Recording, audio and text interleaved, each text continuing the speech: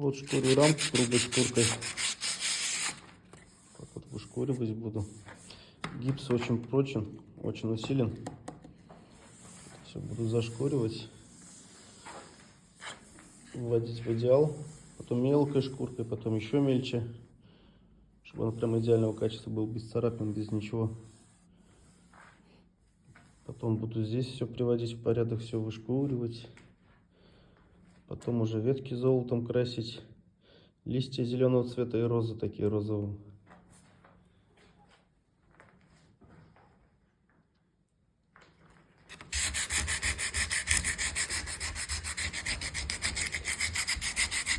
Покажу, как получается.